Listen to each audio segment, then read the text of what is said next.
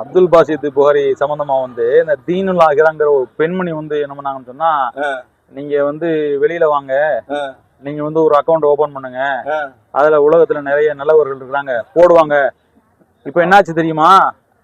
போலி அக்கௌண்ட் போட்டு இப்போ உனக்கு கெட்ட பேர் ஆகி போச்சா? குற்றவாளிக்கு வந்து சப்போர்ட் பண்ணி போறது முதல்ல தப்பு. என்ன விவகாரம் தீர்ப்பு அதுக்கு வந்து முறையா வந்து வரல. அதுக்கு முன்னாடியே முந்தி கொட்ட மாதிரி முந்திக்கிட்டு இப்ப வந்து எல்லாம் வெளிநாடுகள்ல வந்து இதுதான் புகாரி போட ஆரம்பிச்சு இப்ப அதுல ஒருத்தர் ஒரு ஆள் போட்டிருக்கிறாரு பணமெல்லாம். அப்படியா? பணமெல்லாம் போட்டு அந்த செக்க வந்து இன்னைக்கு பேஸ்புக்ல வந்து பரவிக்கிட்டு இருக்குது. அப்ப இந்த மாதிரியான மோசடியும் இப்ப ஸ்கேம் நடந்துட்டு இருக்குதா? இப்ப மறுபடியும் அந்த அம்மா போட்டிருக்கு வீடியோ. நான் ஒரு வீடியோ போட்டேன், இந்த மாதிரி ஃபேக்ல ஸ்கேம் பண்ணி இருக்காங்க. எப்ப காசா மக்களுக்கு வசூல் போட்டோட மோசடி போட்டாங்க தெரியல உனக்கு? ஆமா ஆமா, மோசடி பண்ணி இன்டர்நேஷனல் லெவல்லயே பண்றாங்க.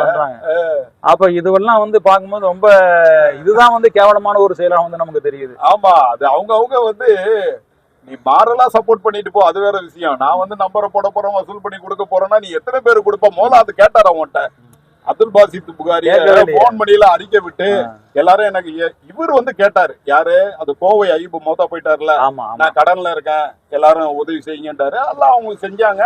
அவர் அதோட அந்த இதுல எதுவும் சிக்கிட்டாரு போல. அவரு நம்மளுக்கு தெரியாது, மௌத்தா போயிட்டாரு, அவரை பத்தி நம்ம பேச வேண்டியது இல்லை. ஆனா அவர் அழகிய முறையில் நடந்துக்கிட்டாரு. அதுக்கப்புறம் வேற எதுவும் ஒரு இதுலயும் அவர் சிக்கல கொள்ளல. அது சரி, அவர் சொன்ன அமௌண்ட்டும் கம்மி தான், 2 கோடியோ என்னமோன்னு நினைக்கிறேன். ஏதோ மக்கள்லாம் வசூல் பண்ணி கொடுத்தாங்க, சரி முடிஞ்சு போச்சு. இது அந்த மாதிரி இல்லை. இது வந்து 50 கோடி 100 கோடின்னு சொல்றீங்க. அப்ப இவ்வளவு வசூல் எங்க இருந்து பண்ண முடியும்? ஒரு ஆத்தரைஸ்டான ஒரு இது வேணும்ல. அதுக்குன்னு எல்லா பேங்க்லயும் வந்து இவ்வளவு அமௌண்ட் போய் விழுந்தாலே அவன் வந்து இப்ப சந்தேகப்படுவானே.